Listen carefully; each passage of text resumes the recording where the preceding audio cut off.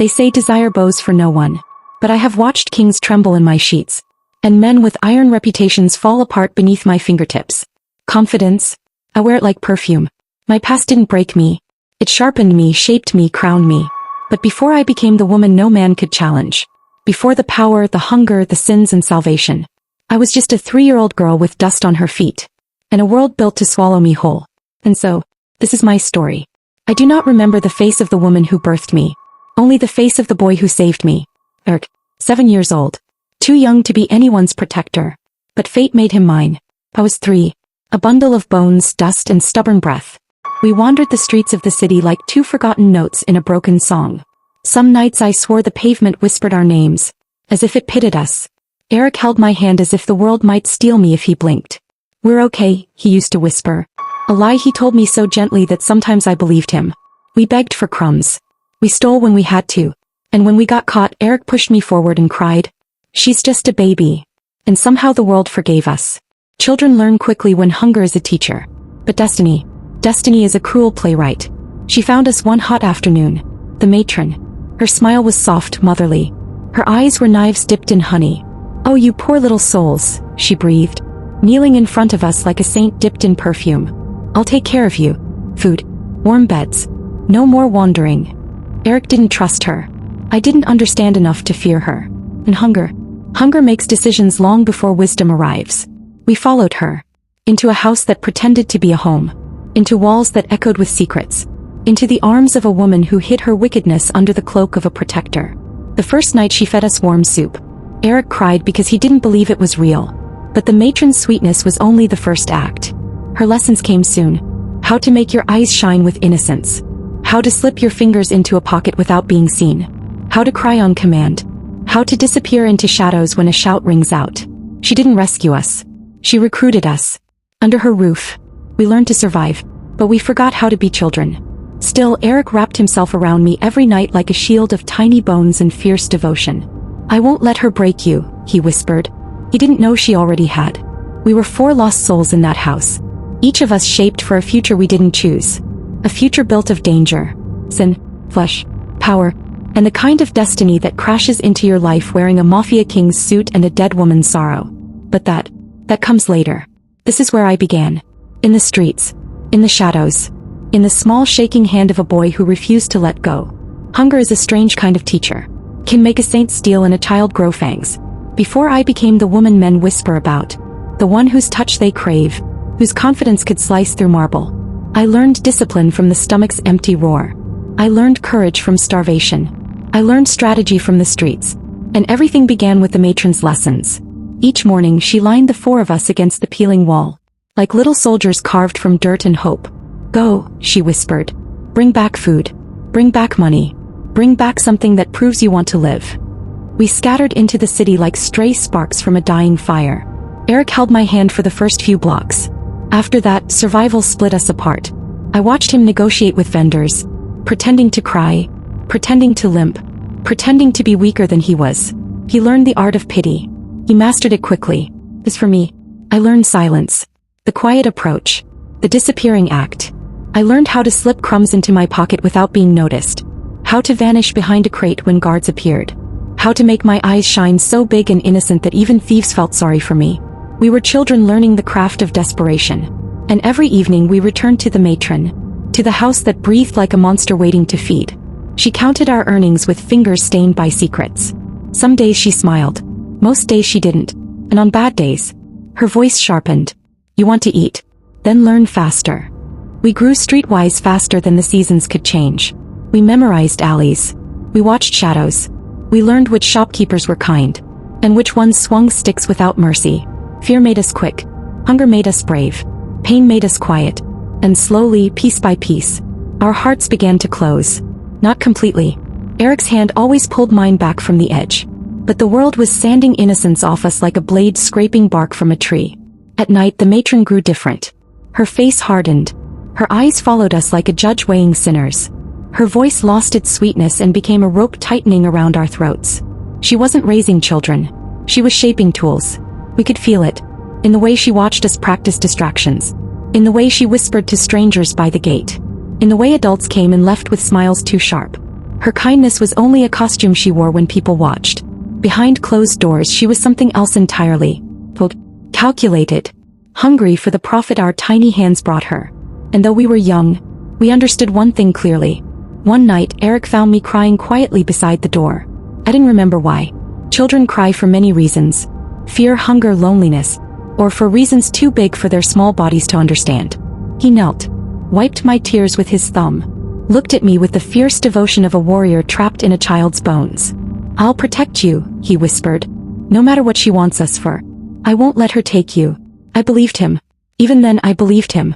Does love, even the bruised, hungry kind, can survive in places where hope cannot. But time is a serpent and childhood is a short-lived dream. Soon the matron's shadow would stretch further, darker, and deadlier. And the city that taught us how to survive was about to teach us how to be used. She wasn't preparing us for a future. She was preparing us for sale. I was 18 the night my life was traded like a coin.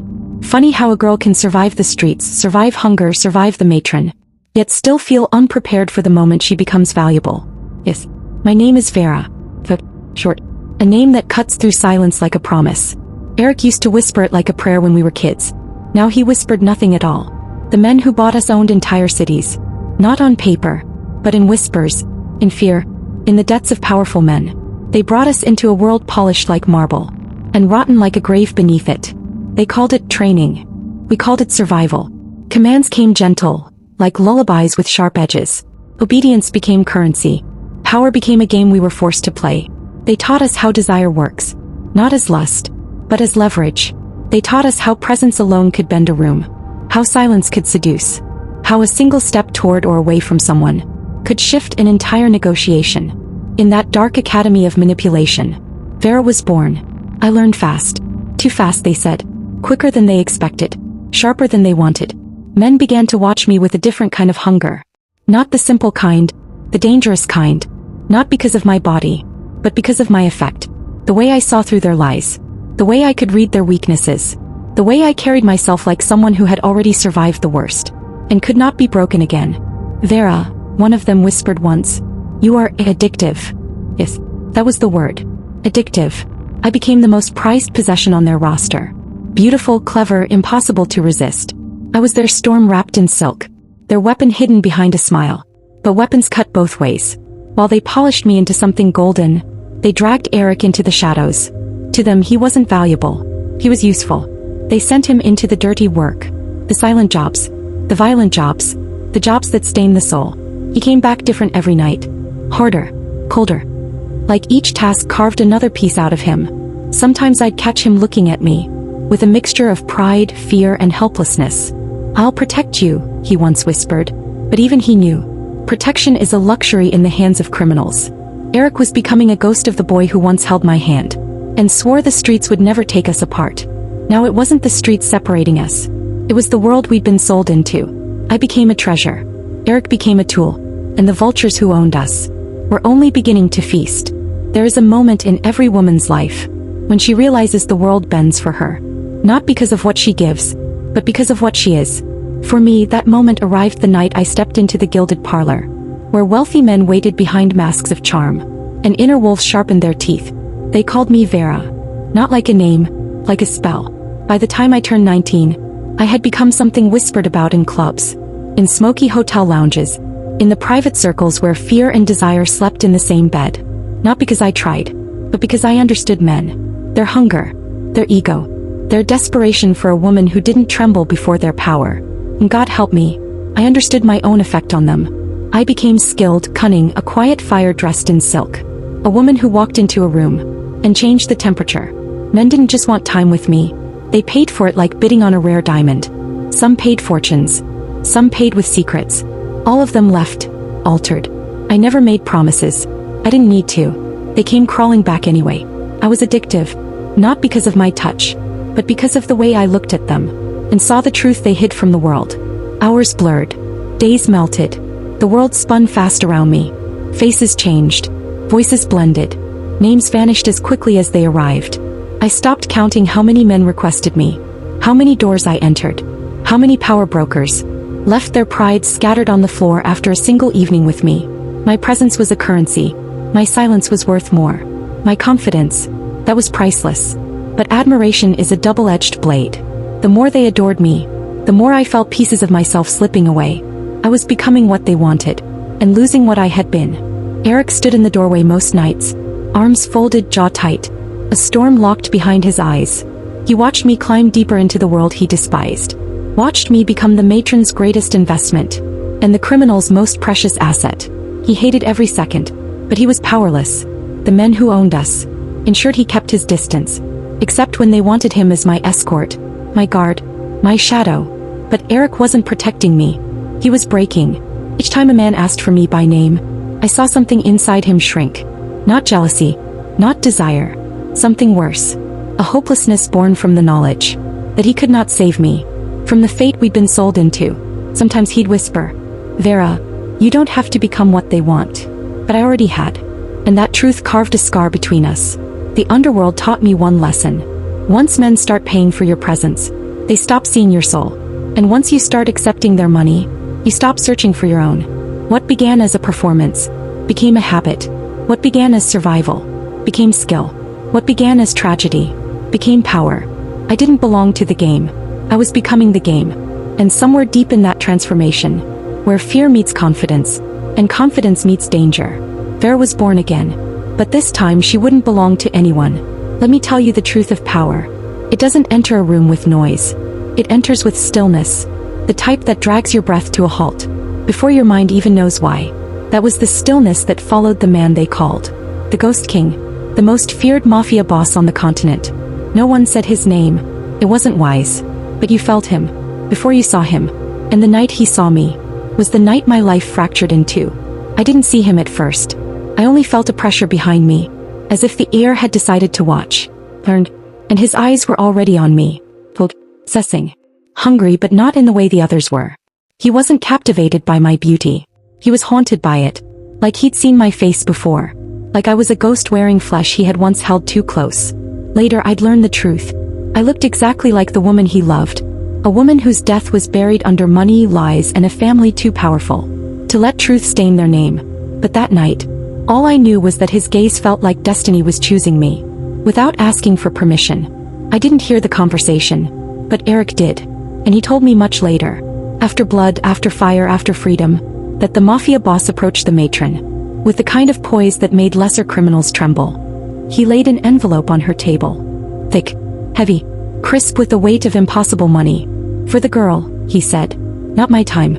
Not my presence. Me. The matron's breath caught. Not out of fear, but out of greed sharpened to a knife's edge. She smiled with that awful sweetness she only used when she smelled profit. She is valuable, she purred. Worth far more than that. She pushed the envelope back toward him, slowly, deliberately, as if to test how far she could stretch the thread. Before it snapped, the mafia boss did not bargain. He did not threaten. He did not raise his voice. He simply watched her, expression carved from stillness, as if deciding whether she was a nuisance or a corpse in waiting. But the matron was proud. Too proud. She believed she understood monsters, forgetting some are made of colder things than rage. She thought delaying would raise the price, that he would pay triple, maybe quadruple. She did not understand one simple truth. When a king wants something, and someone stands in the way, that someone becomes unnecessary. He left without another word, but the silence he carried out with him was the kind that announces a storm, long before the first drop touches the ground. Eric later told me the boss whispered to his men, "Prepare the cars." Translation: the negotiation was over. The taking was about to begin. And I, Vera, the girl carved by the streets, and sharpened by men, was unknowingly standing at the doorway, between captivity and the most dangerous freedom of my life. If fate were a door, that night was the moment someone kicked it off its hinges. The matron's mansion, a palace of velvet shadows and whispered sins, was built on the belief that no one powerful enough would ever dare to burn it down. But she had never crossed a man who didn't negotiate. The Ghost King, a man who took silence as disrespect and delay as war. When he said, "Prepare the cars," he wasn't arranging a deal. He was arranging an ending. I was in the hallway when the first scream tore the night open. A guard ran past me, panic metal bright in his eyes. Then another. Then a third. The lights flickered. The air shifted. Something deadly had entered the house. I pressed my back against the wall, heart hammering. Eric grabbed my wrist. Vera, don't move. But destiny never listens. The mansion doors burst open with a blast so violent. The chandeliers trembled. Men in black stormed inside. Silent, precise, merciless. Not reckless thugs. Not street killers. These were soldiers of a king. They fired quick, clean shots. Exclusive members, the rich men who had bought our pain, fell before they even understood they were prey. Screams rose like smoke. Chaos spread fast, boiling through the halls. I ran down the west corridor and found the room I had always avoided, the one filled with quiet whimpers, tiny hands, small shadows, children, locked in cages like stray animals. The attackers didn't hesitate. One man shot the padlocks clean off. Others lifted the children, wrapped blankets around them, spoke softly into terrified ears. It struck me then, they weren't here for profit or revenge. They were here to end this place. Women ran down the corridors, some screaming, some silent, all desperate to escape the walls that had trapped their nightmares. Guards tried to fight. They didn't stand a chance. The matron vanished first. Cowardice disguised as strategy. Somewhere behind me, Eric shouted my name, but the mansion was collapsing into chaos, and my feet were no longer my own. Instinct took over. I ran. Through smoke. Through shattered glass. Through the ghosts of the life I'd been forced to live. Outside, rain hit the ground like applause. I sprinted across the courtyard, breath ragged, legs burning. Then I saw it. A black car. Thick, silent, waiting like a promise carved in steel. Its rear door swung open on its own, as if welcoming me. I didn't question it. I dove inside, heart still screaming. The door shut instantly. In the world, the mansion collapsing behind me. All fell away. Only then did I realize I wasn't alone. A man sat in the driver's seat. Eyes like midnight sharpened into a blade. The Ghost King. He didn't turn fully, only glanced at me through the mirror, as if confirming what he already knew. You ran, he said softly. Not a question. Not an accusation. His voice was velvet dipped in threat. And I, for reasons I didn't understand yet, felt safe for the first time in years. Or maybe doomed. When I opened my eyes, I was wrapped in a world I did not belong to. Soft light, marble floors, the quiet hum of wealth so old it no longer needed to announce itself. This was no penthouse built to impress. This was a sanctuary designed for a man who trusted nothing but his own silence. The Ghost King's public apartment, the only place in the city where he pretended to be human. And there he stood, not speaking, not blinking, only watching. A wolf disguised as a man. He leaned against the wall, arms folded, eyes fixed on me like I was a puzzle he'd already solved, and was only waiting for me to catch up. I tried to read him. Impossible. His face was carved from composure. His thoughts hidden behind stillness so heavy. Felt like a second atmosphere. Where am I? I whispered. He didn't answer. He simply tilted his head, studying the way my voice cracked around the edges. This was a man who calculated people, their fears, their lies, their patterns, before they even understood themselves. I hated that he could read me so easily, and I hated that a part of me didn't want to look away. Survival is a habit, a reflex, a muscle memory carved into bone. So even in a place wrapped in luxury, my eyes scanned the room for value. Objects I could pocket, items I could trade, anything that glittered with escape. And I moved fast, smooth, silent. A watch, a ring, a gold-plated lighter. I slipped them into my coat as if my fingers had been born to steal. But here was the difference. He was watching. But the wolf does not asterisk. A moment later, a screen lit up on the wall.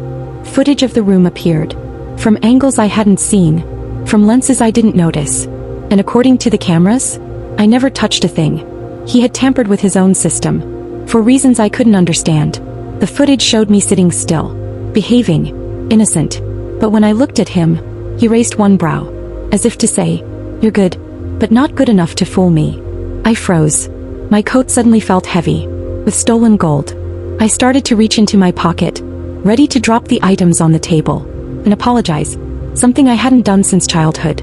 But he spoke first. "Don't." Just that one word. Sharp as ice. Soft as command. "You take because you were taught to survive," he said quietly. "Not because you're a thief." I couldn't breathe for a moment. How did he know? How did he? He walked to the table, opened a drawer, and placed a thick folder in front of me. "Your life," he said. "Before the streets. Before the matron." I stared at the folder.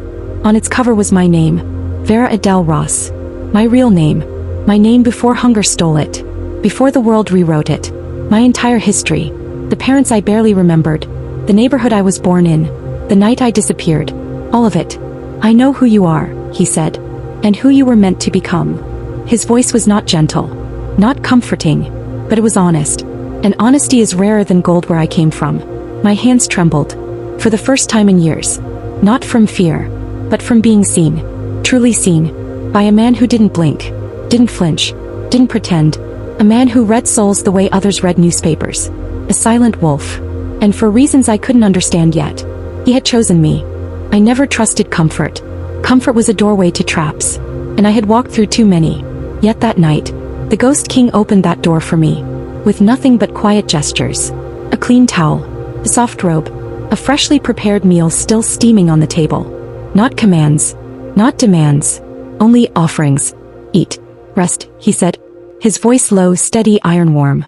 The wolf had put away his teeth. But not his eyes. Never his eyes. When I walked past him, I felt the shift in the air. Like the room itself inhaled.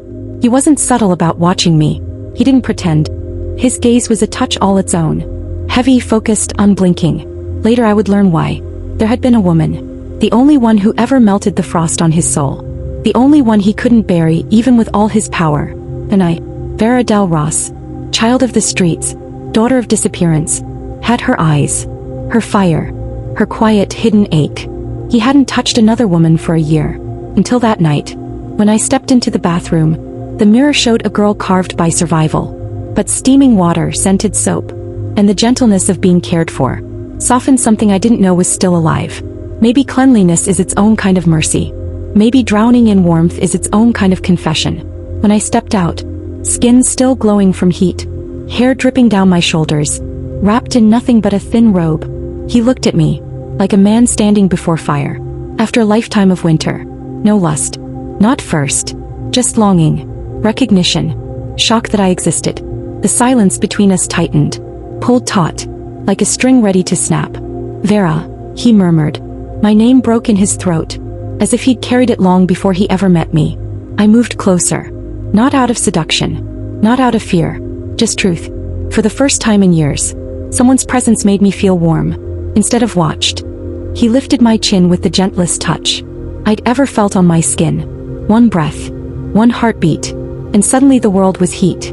Gravity. Wildness held in steady hands. What happened next needs no description. Because it wasn't an act. It was a storm. A meeting of two broken histories that recognized each other in the dark. A night where control slipped, walls fell, and two dangerous souls found a language that didn't require words. Mysterious, intense, cunning, and honest. By the time dawn whispered through the curtains, I realized something terrifying. The wolf hadn't devoured me. He had chosen me, and I was no longer sure. I wanted to run. Morning crept in slowly, like it was afraid to touch the aftermath of the night. Golden light spilled across the apartment, stretching over marble floors, over scattered clothes, over the quiet proof that something had changed between the wolf and me. He stood against the counter, calm, composed, dressed in black, watching me again, always watching, but this time, not with hunger, with knowing, dangerous knowing. I tried to walk past him, to pretend the night was nothing but a slip, a moment, a mistake I could outrun. But he spoke softly, too softly. The difference between you and the dead girl, he said, is that you are not a thief. He didn't blink, didn't shade the truth, just laid it bare on the table between us. Neither are you a prostitute, he continued. You are a survivor. The words shattered against me. No one, not in all the years of hunger, selling smiles, selling illusions, selling pieces of myself, had ever given me a name, other than what I had to be to stay alive. Survivor. The room spun. I didn't deserve the word, but he handed it to me anyway. Like a title, like redemption. I felt the weight of the stolen items in my robe pocket. The watch, the ring, the gold lighter. Proof of instinct, proof of habit, proof of the girl the world created. Fully, without speaking, I stepped forward, and placed them one by one, on the golden table. The sound they made was loud, but accusatory.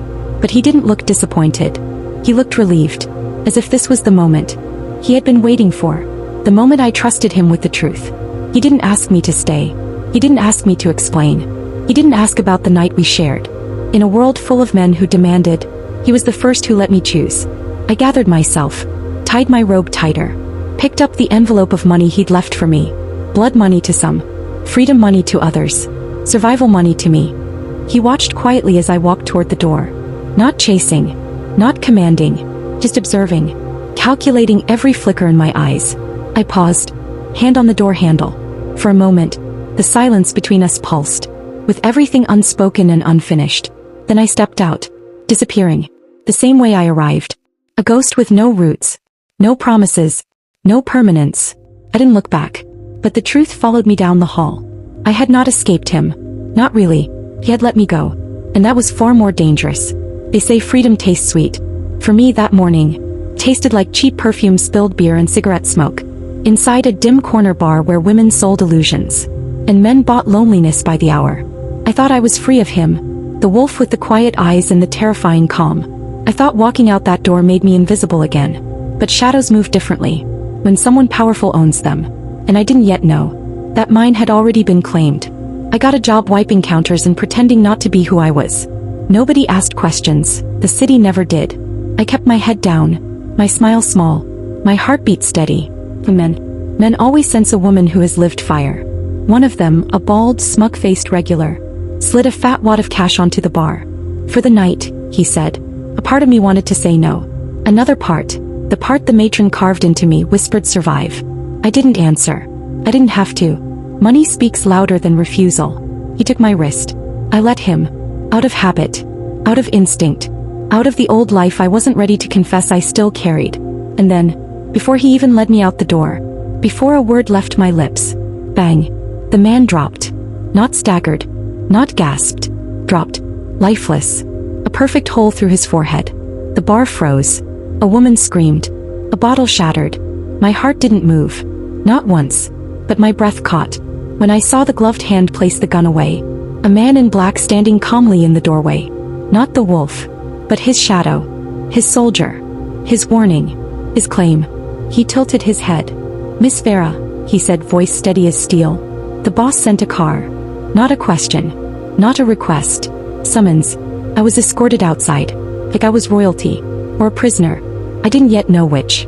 A sleek black car waited for me. Doors already open. Engine humming like a threat. No words were exchanged.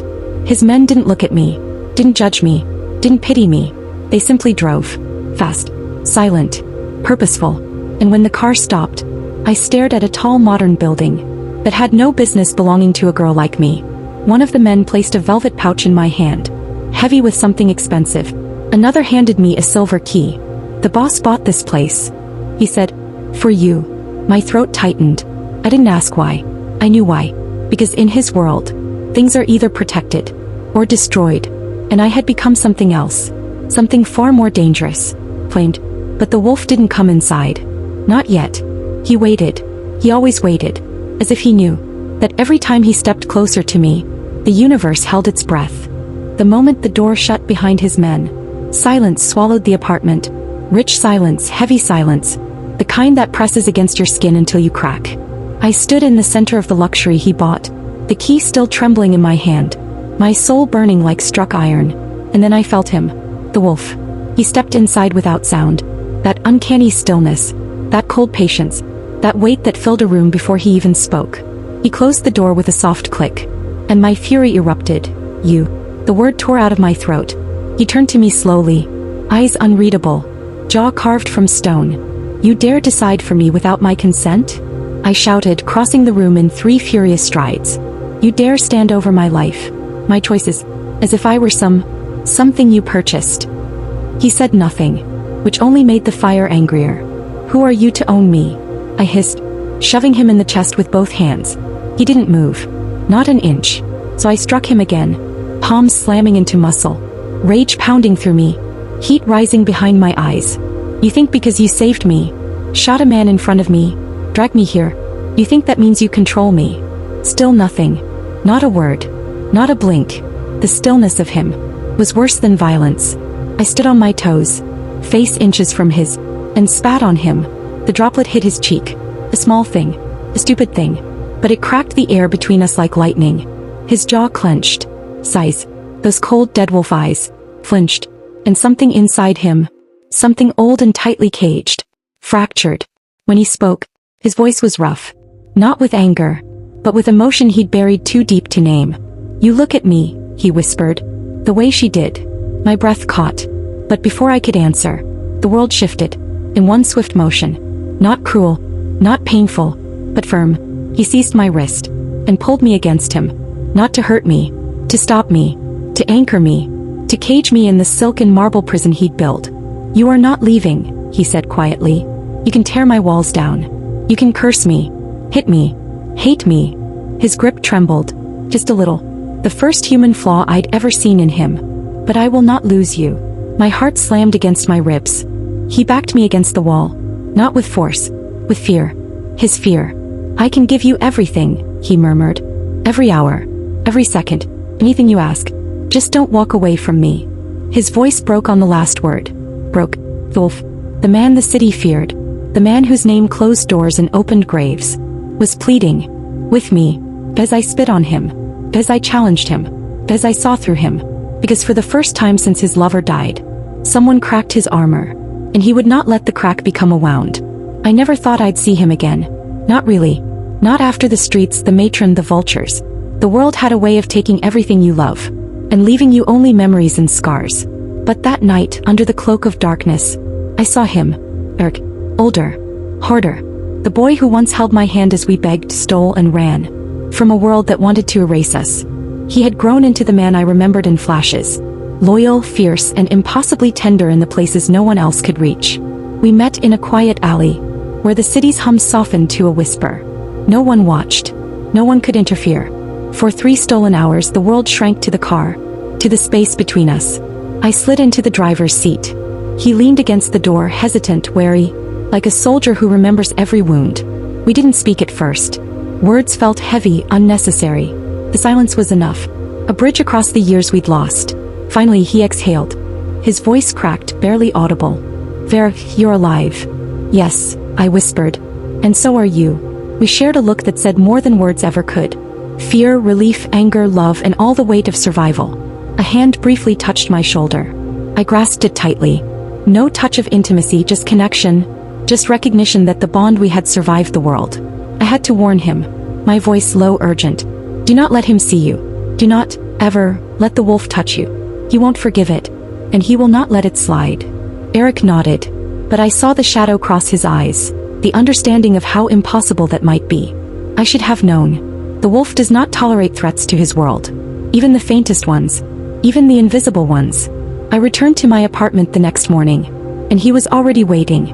Not angry, not accusatory, but watching with eyes that measured, weighed, and judged. He didn't ask questions. He didn't need to, because the wolf knew loyalty. He knew blood, and he knew love, especially the kind that can threaten him. Eric was his new obsession. The one human flaw he could not abide. The one person standing between him and total control. And before I could blink, Eric was gone. Kidnapped. The wolf's hands closed around him, like iron wrapped in silk. I sat in my apartment shaking, the empty space beside me filled with memory, and the knowledge that the man I had challenged, spat on, and fought, had claimed my brother too. Not as revenge. Not for punishment. But for control. For love twisted into obsession. For protection turned hostage. And I realized something that cut deeper than any scar. If I wanted Eric alive, if I wanted anyone I cared about alive, I could no longer act as a free agent. I would have to play the wolf's game, and hope I survived it. The wolf didn't pace. He didn't shout, threaten, or raise a hand. He just stood there, still as a portrait, eyes carved out of winter, breathing so quietly I barely saw his chest move. That was how I knew he was dangerous. More dangerous than the night he bought a war, just to pull me out of hell. More dangerous than the day he shot a man, before he could touch me. Because now, he wasn't acting out of rage. Now he was acting out of control. They dragged Eric in first. Bound, bruised, furious. But alive. Alive because the wolf wanted him alive. Alive because my reaction had become his new currency of power. He let me see him. Then he let them take him away again. My voice cracked. "What do you want from me?" He stepped into the light, hands clasped behind his back, expression unreadable. "Your truth," he said softly. "And your obedience." My stomach tightened. He approached. slow, deliberate like a man approaching a memory. Not a woman. You will live, he murmured. As her. The room tilted. Her. I whispered. He didn't blink. My girlfriend, he said. The one who died. His voice broke on the word died. A single fracture. Small. But enough. You will take her place publicly. Her charity events. Her business fronts. Her alliances. Her smile. He lifted my chin with one finger. And you will do my missions. The ones only she could do. The ones that require seduction. Deception. A clever thief's hands. And a survivor's mind. I froze. This was no request. It was a sentence. My voice trembled. What about Eric? The wolf's eyes softened. Only for a moment. Barely enough to see. If you refuse. He said quietly. Eric dies. The words fell like stones. Cold, heavy, final. And if I accept? I whispered. He lowered his gaze. Almost reverently. Then your brother lives. And you live. Not as a girl dragged through darkness. But as the woman the world will bow to. He paused. Then the final blow. Live as her. He said. Or watch him die. My heart cracked. Not from fear. From the understanding. That in this moment. I would do anything. Burn Bencrawl. To protect the only piece of my childhood that remained. I stood straighter. Looked him dead in the eyes. I agree. The wolf exhaled. The first full breath he'd taken since the moment I met him. And in that exhale, I felt the truth. I hadn't just saved Eric. I had just become the most dangerous woman in his empire. The dead girl reborn. The survivor unleashed. The wolf's greatest weapon. And his greatest temptation. The wolf called it a mission. But I knew better. It was a sentence. For me. For the man I was ordered to ensnare. And for the part of my soul that still hoped there was goodness left in the world. His orders were simple. Use your charm. Use your intelligence. Get close to him. Plant the tracker. Deliver the poison. Save Eric. Come back alive. Simple. Except every step carried enough risk. To bury me in an unmarked grave. The target was a billionaire trafficker. A man whose cruelty had carved scars across the world. A man whose appetite for power rivaled the wolf's. But he had a weakness. Me. Or rather, the woman I could pretend to be. I approached him at a charity gala. Dressed in white. Hair pinned. Movements slow and deliberate. A reflection of the dead girl whose life I now wore like a mask. He noticed me instantly. Men like him always notice women like me. Not for innocence, but for the storm beneath the surface. His smile was controlled. Calculated. A rare beauty, he murmured. Walking alone. I smiled back. Not for him, for Eric. Always for Eric. The plan was for 2 days. 2 days of trust building. 2 days of gentle closeness. 2 days of bait. But life. My life. Never obeyed plans. He grew attached to me. Not in love, but in obsession. The same hunger that ruled the wolf. But without the control. He asked me to stay one more night. Then another. Then another. Before I knew it, a week had passed. And the wolf's impatience burned through the phone. Every time he checked on me, I played the role perfectly. Soft voice. Gentle laughter. The illusion of growing affection. And in that illusion, we shared a single romantic moment. One that would cost him everything. We stood on the balcony overlooking the city. Lights glittered like stars fallen to the earth. The wind brushed my hair. He placed a hand at my waist. Steady, respectful, almost tender. It was the first moment I realized how dangerous he truly was. Not because he was cruel, but because he could have been almost human. If he weren't a monster beneath the silk. On the 5th night, he finally trusted me enough to let me near his personal belongings. His jacket. His watch. His briefcase. I slipped the tracker into the lining of his coat. With a movement so subtle, I could have done it blind. The wolf's men confirmed the signal immediately. Phase 1 complete. The part that would stain my soul was coming. The poison was hidden in a matte red capsule. A chemical designed by the wolf's scientist. Something that would seep through the skin. With a kiss. Slowing the heart. Drying the bloodstream. Shutting down organs one by one. Not instantly. Not violently. But quietly. Inevitably. A 6-hour collapse. Long enough for the wolf to strike. When the enemy was weakest. Certain enough that no doctor could save him. On the 7th morning, I stood before the mirror. Hands trembling. Applying the lipstick that would end his empire. Forgive me, I whispered. Though I knew he wouldn't. Though I knew he didn't deserve it. He greeted me with a rare softness. A dangerous softness. A softness that made me wish. For a stupid fleeting moment. that the world hadn't forced me into this role. "Stay one more day," he asked. I smiled gently, as if I meant it. "I can stay," I whispered, stepping closer, "but only until tonight." His guard fell. His eyes warmed. He leaned in, and I kissed him. A slow kiss. A calm kiss. A kiss he believed was real. The poison transferred instantly. Invisible. Fatal. Perfect. By afternoon, he complained of dizziness. By evening, he reached for water, as the dryness in his body began its ruthless work. By the 6th hour, he was collapsing, lungs tightening, blood pressure dropping, skin cooling like stone left in the shade. He pressed a silent alarm. His men rushed in. They blamed exhaustion. Poison was the last thing they suspected. And I, their perfect guest, stood quietly, watching the empire tremble, waiting for the wolf to strike. The air was thick with smoke and fear. Screams, footsteps, breaking metal. The raid had begun, and the world around me collapsed into chaos. I ducked behind a rusted cage, my heart pounding like a trapped bird. Gunshots cracked through the corridors, sharp and merciless. I had always been brave. I had faced men twice my size, escaped traps meant to kill me, played roles that demanded steel nerves. But machine guns? Explosions? This was a different kind of terror. Dust rained from the ceiling. Children cried. Women begged for mercy. Doors were ripped off hinges. And somewhere in the madness, I could hear them. The wolf's men. Ruthless. Precise. Their footsteps were steady, calm, confident. He wasn't here to arrest anyone, or negotiate, or warn. He was here to end a world. I crouched low, covering my ears, closing my eyes like a child again. "Please, just let him come. Let him come now." For the first time in my life, I prayed. Another explosion shook the ground. Someone shouted orders. Bullets ricocheted off the cages near me. Then, a shadow blocked the light above me. I opened my eyes. A hand reached down.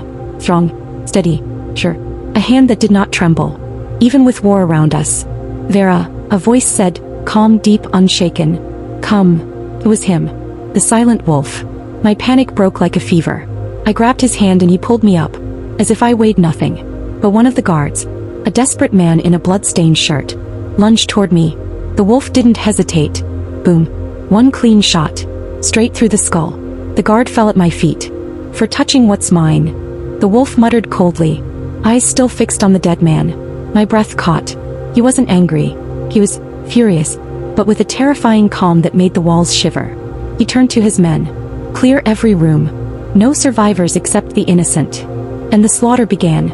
His men swept through the compound like a storm, striking before the enemy even understood they were under attack. Doors burst open. Locks snapped. Network leaders were executed. Guards were silenced.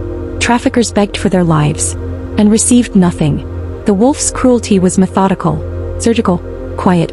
Not rage. Not chaos. Purpose. Within minutes, the battlefield changed shape. Cages were torn apart. Chains ripped from ceilings. Children, over 100, stumbled out, blinking at freedom. 200 women wept as they were lifted from the floor. And wrapped in blankets the wolf's men carried in sacks. The wolf touched none of them. He simply ordered, "Get them out. All of them." Women cried at his feet. Children clung to his men. The air smelled of smoke, blood, and new hope. And then, he lit the match. The building inhaled fire. Flames crawled up the walls like starving beasts. Wood cracked. Metal melted.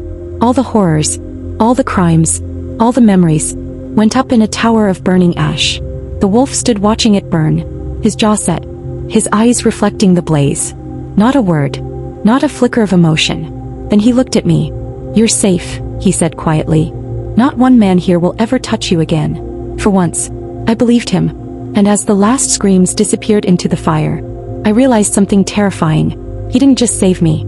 He claimed me. They gathered the rescued victims outside. Women wrapped in blankets. Children holding juice boxes the wolf's men handed out. Ambulances lined up in rows.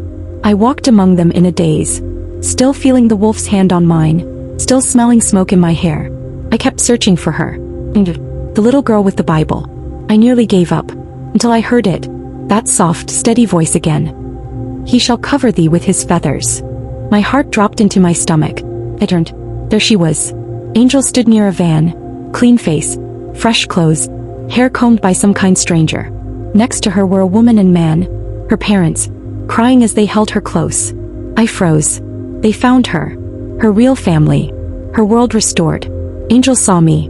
Her eyes widened, and without hesitation she broke free from her mother and ran straight into my arms. I sank to my knees as she hugged me so tightly. My breath vanished. Vera, she whispered, small fingers gripping my torn shirt. I knew God would send you. My throat closed.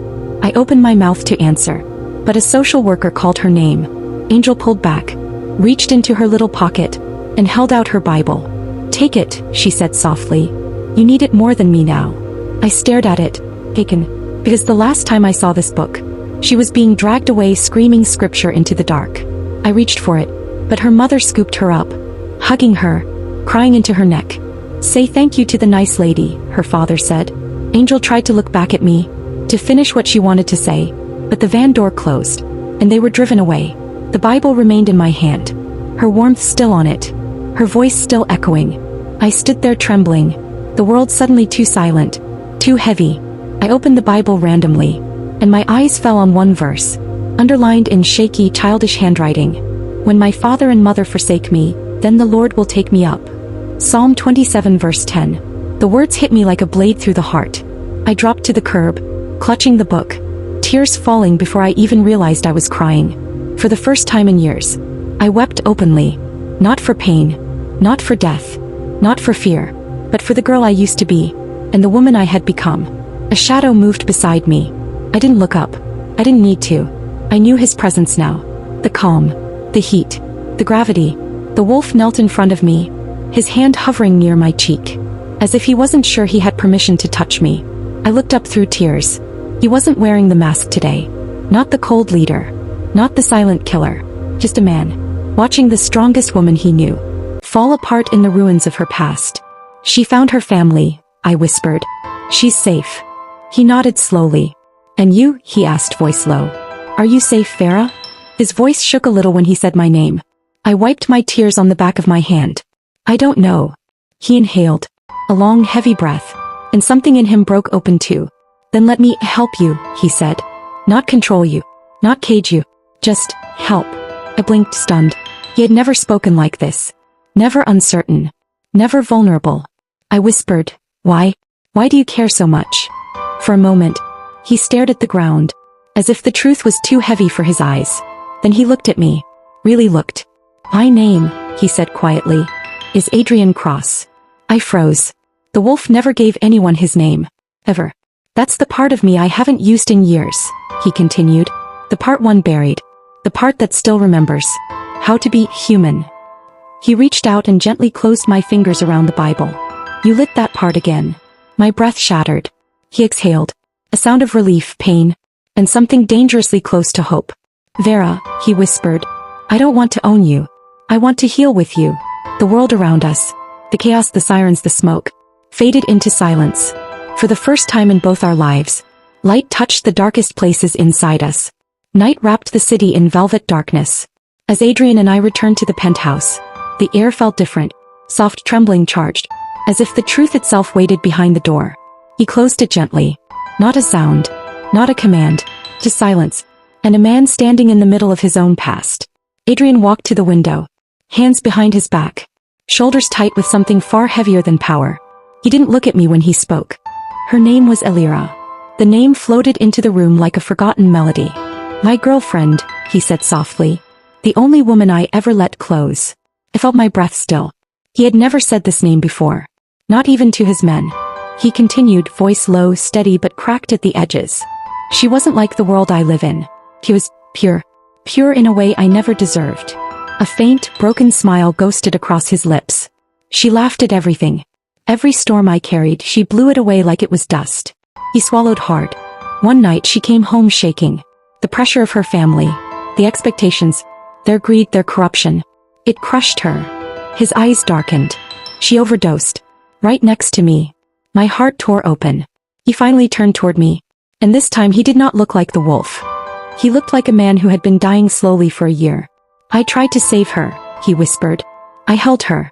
I called every doctor I owned. I threatened God himself. His voice broke. But she was already gone. A long silence. Pain hung in the air like smoke. I buried her, he said. But her family paid the hospitals, the city, everyone, to mark her as alive on paper. They didn't want the stain on their reputation.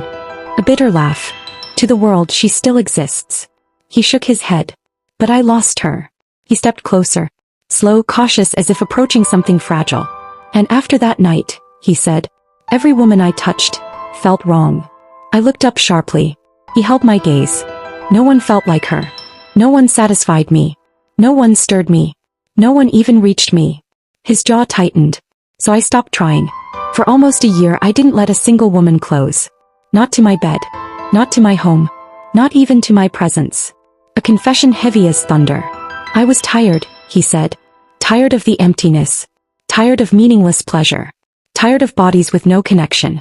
Tired of pretending I could feel anything at all. He exhaled shakily. But the night I saw you. He paused, then stepped even closer. It wasn't your face alone, he said softly. It was your eyes. Your fire. Your wounds. Your stubbornness. Your danger. Your spirit. He touched his chest lightly. You woke a part of me I had buried with her. My breath trembled. He reached out. Not to touch me, but to offer his hand, as if giving me the choice. Vera, he whispered. I didn't bring you into my life because you look like her. His voice deepened. I kept you, because you reached places in me she never even knew existed. I swallowed hard, feeling my heart quake. He stepped close enough that I could feel the warmth of his breath. I haven't touched another woman in a year, he murmured. Because none could satisfy me. None could move me. None could break through. A slow breath. Until you. Silence. Heavy. Tender. Truthful. His eyes softened, warmer than I had ever seen. Vera, he whispered. I don't want your body. I want your soul to rest next to mine. And for the first time since I had known him, the wolf bowed his head. Not in defeat. In devotion.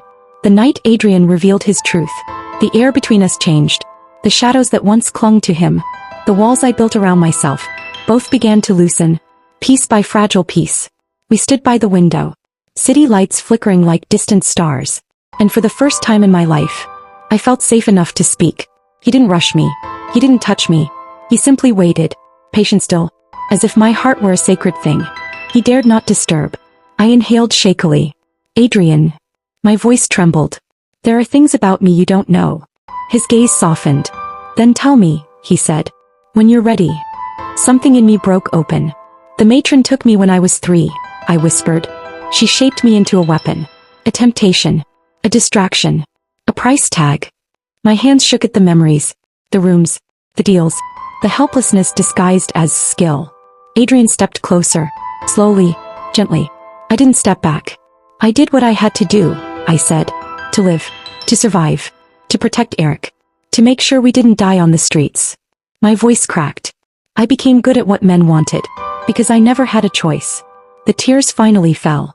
But Adrian didn't speak. He lifted a hand. Not to wipe my tears, but to offer his palm. An invitation. I placed my hand in his.